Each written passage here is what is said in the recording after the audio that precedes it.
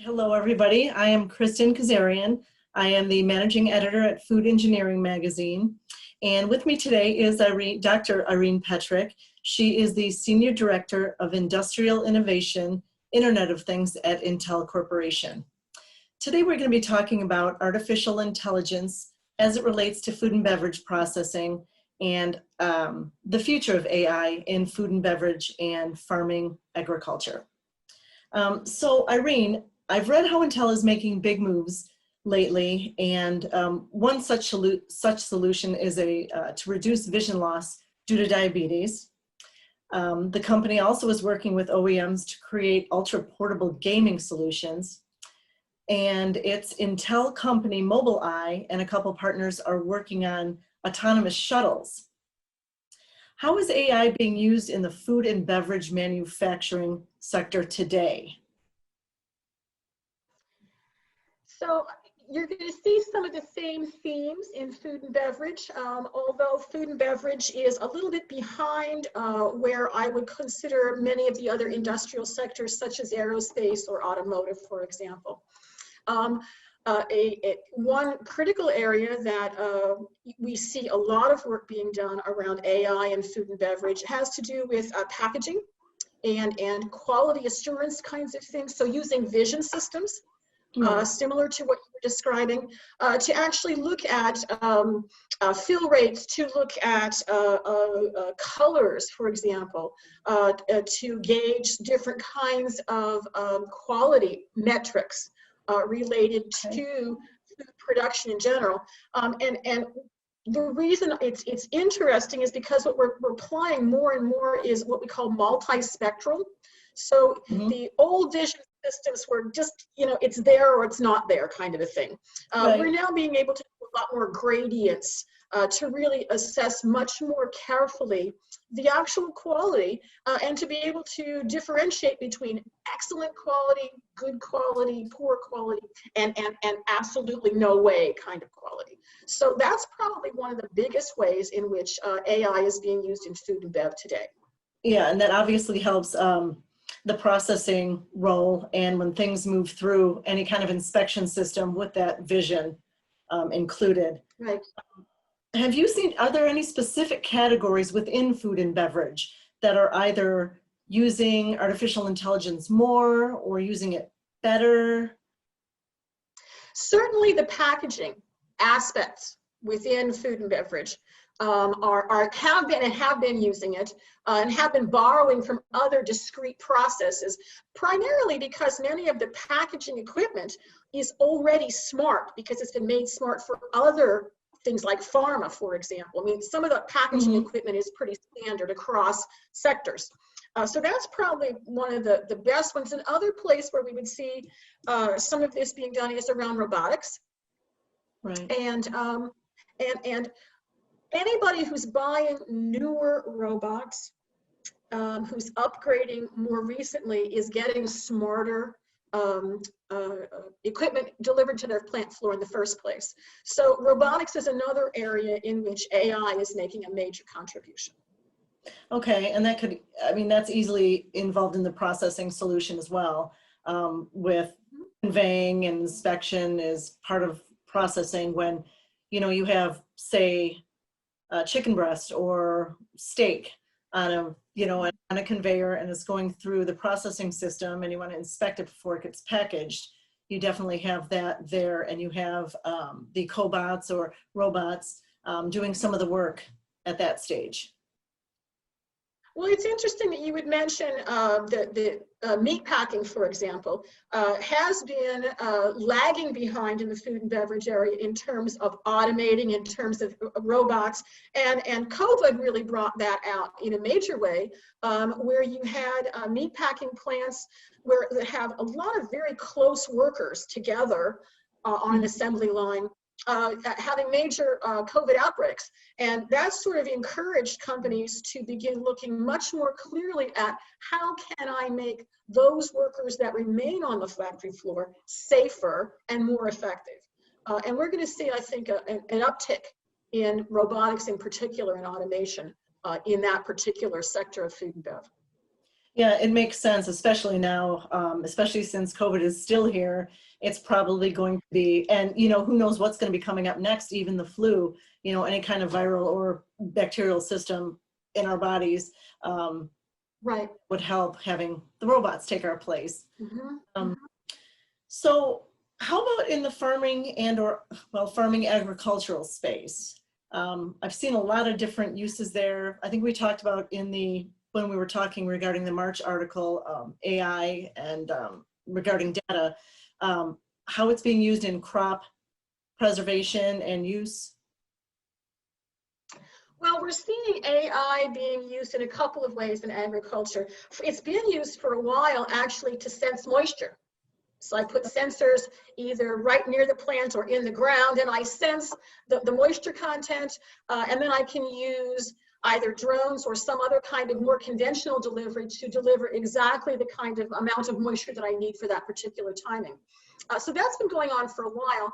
The robustness and lower cost of sensors is increasing that use. So that's one. Another one that's being used is combining moisture sensors with visual, once again, and chemical sensors to say, what fertilizer should I be developing and deploying where to reduce over-fertilization and to improve productivity and efficiency as I'm delivering exactly what's needed. So it's really what makes AI now more prevalent and more interesting, I believe, is that we're fusing multiple pieces of data. So I can take crop information, I can take growth cycle, I can take chemicals, I can take air and ambient temperatures, I can forecast using weather models, and I can combine all of that. That's where AI and machine learning is really having some impacts in the agricultural and food. Yeah, that sounds really neat. So basically, the system or systems work with the soil, and that's where they get a lot of the information, the soil or the products being grown. That plus visual. I mean, you always have to assess the plant itself. And so when you combine those, now you have a lot more rich information about that specific plant in that specific part of the field. And you can get a better sense even from how far out in the field do I have to dump this fertilizer or dump this moisture. And then at what point are the plants either healthier or more robust or have more moisture to them. So you can begin to start seeing the targeted application. I don't know if you get clear down to the plant level because they're planted pretty closely together, but certainly down to a much smaller than a whole sector. Well, it sure sounds like produce is the way to go for artificial intelligence. It sounds like they have their stuff together. How about any case studies or situations where Intel has worked with companies that have been doing a great job? Can you share, other than maybe what we just shared with the farming agriculture, how it's been used and how it's been used well? I can't share specific names, obviously, unfortunately. If you could find them in the public press, they'd already be there. So I can't share specific company names. But I can tell you that right to date, in terms of quality inspection, for example, if you look beyond just food and bev, 80% of the investment that's being made right now around quality is all around vision. And so a lot of the success that we're talking about, that we're seeing, are pilots going to scale of things like, it's not agriculture, but it gives you a sense of where it's going. Can I look at a weld, for example, on a piece of equipment, and can I determine the processing parameters that were used for that weld? Can I look at that weld and assess it and say, how likely is that weld to cause problems with paint applications, for example, or rust, or other kinds of post-processing things? So that's sort of how we're beginning to use it in other sectors, and that's actually a major opportunity in food and bev in terms of not just case studies. From an agriculture perspective, there are a couple of agricultural companies and equipment makers who are building IoT directly into their smart tractors or other kinds of combines, etc., that are actually making farmers much more productive. From an Intel perspective, we're an ingredients supplier. So you won't buy much from Intel directly. What you're really buying is the people that we work with and the manufacturers who are building our stuff into their equipment that are actually making a difference in the manufacturing of food, beverage, agriculture, and production. So we're not going to have direct examples as much here at Intel. I can give you analogous kinds of things. We're doing pilots, obviously, pretty extensively. Well, it's interesting that you say that about the weld, because if it's already getting to that point, then that helps not only downtime, it helps, cost, machine repair, everything. Well, the other thing it does is it actually increases yield or increases effectiveness.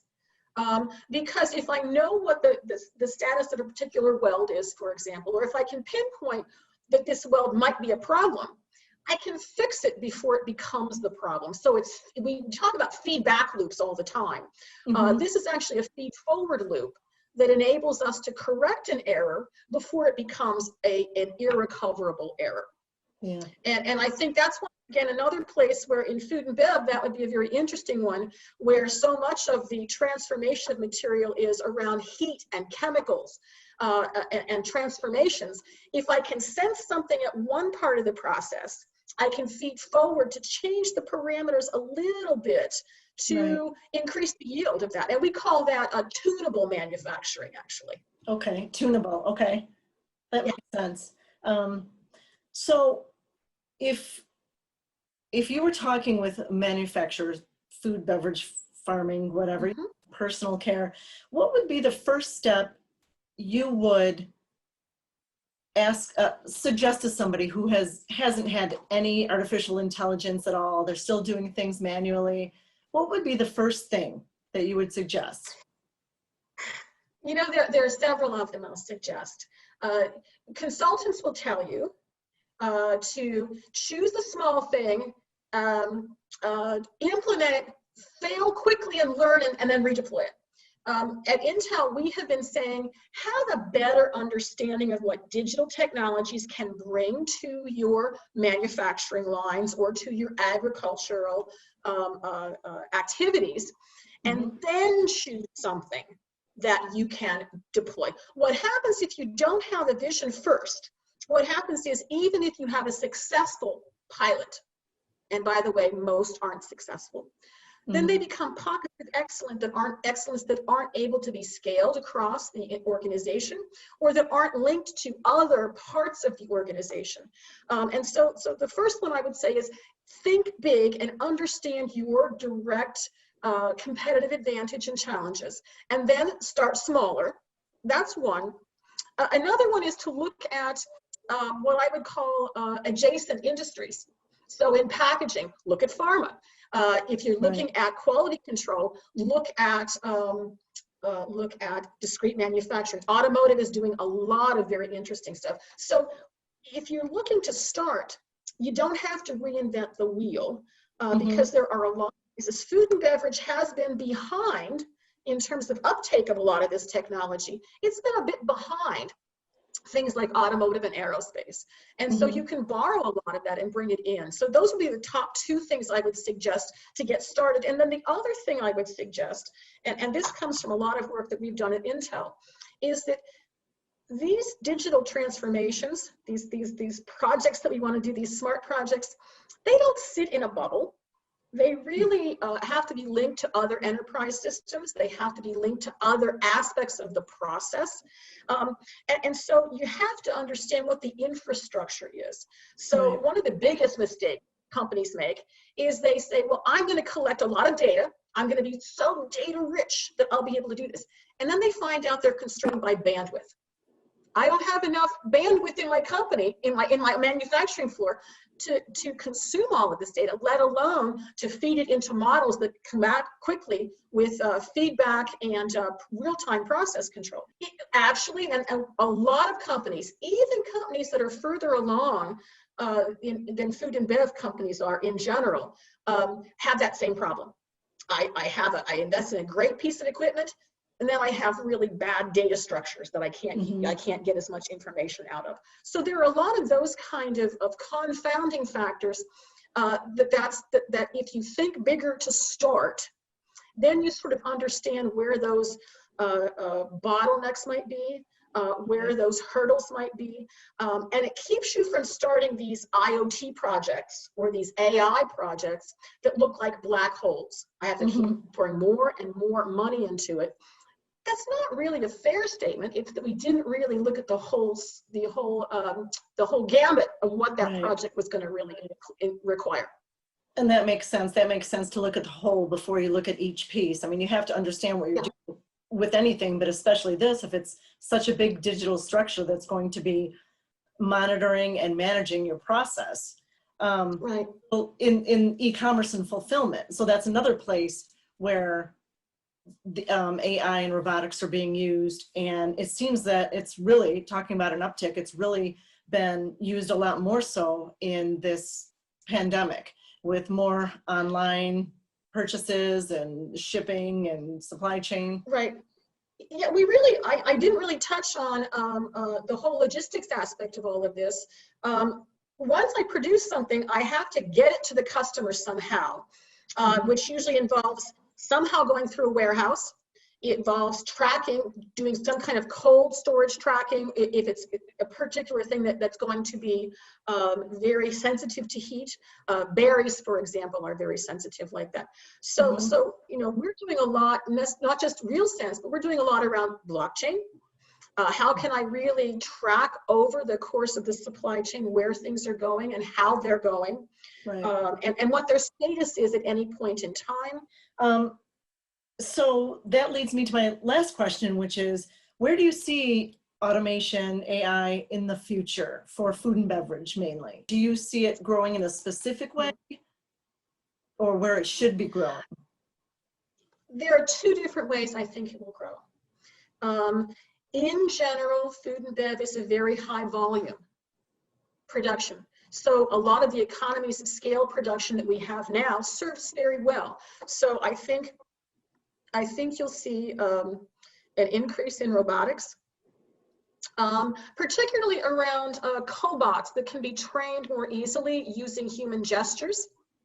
I think you'll see different kinds of handheld or other kind of wearable technologies. Rather than standing at a single machine watching, I may be able to get alerts and things that come to me that make me able to either work remotely or to service things remotely, equipment. So that's another place that I think in the future we're going to see a lot more. But then the other place where we're seeing a lot of robotics and really the smart cobots and the smaller kinds of production runs would be around things like any place I can do additive manufacturing, 3D printing. So if I could 3D print food, I would be doing it in a very customized way, probably with very specific nutritional kinds of characteristics, very specific formats. That's sort of further out. It's being done in the labs. It's being done in a few places at production level, but they're really small volumes.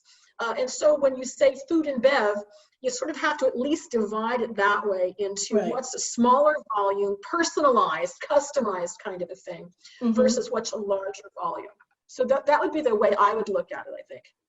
Yeah, and that sounds like it would be great for processing and packaging is, getting more cobots in there. Every time I go to a show, I see cobots being used, but not necessarily at the processing stage, but more at the packing stage. So maybe we'll be seeing them soon at the processing stage. Yeah, and I think you're going to see increased use of visual inspection. And as I said, multispectral visual inspection that gives us much more granularity about things. Probably not around, this would be more around actual fresh production or semi-fresh production rather than packaged goods, for example. I think the range of output of packaged goods is probably pretty narrow. And so some of the more traditional vision systems might be adequate. Mhm. But certainly in some of those where the range of acceptable is much larger, I think you're going to see more visual inspection being applied. Yeah, especially like when you're talking, you know, in a strawberry field, and if a strawberry regarding color, if it's the proper color, if it's the proper, well, ripeness, and then moisture level, and all that kind of stuff that you were speaking about. We're even seeing that around fixed production facilities. I mean, we talk about agriculture, we think about agriculture as being a field. Well, if it's hydroponics, then it's Right. really a closed-in farm that's within four walls. Hmm. And it really enables us to use vision. And that's where I've read case studies and seen examples of vision systems that are either drone-based or that are hanging from a particular mobile along a planted row, Hmm. planted in hydroponic way, and that you can actually pick which tomatoes are ripe when based upon the visual inspection of them. So I'm Yeah. picking the right thing at the right time without damaging other kinds of surrounding fruit that's not yet ripe. So we're already Right. seeing some of those kinds of systems, and I would expect to see more of that in these fixed production environments that are indoors, not soil-based perhaps. Right. Well, that's great. That gives everybody seeing this food for thought. And for now, thank you so much, Irene. And thank you everybody for watching. Thank you very much.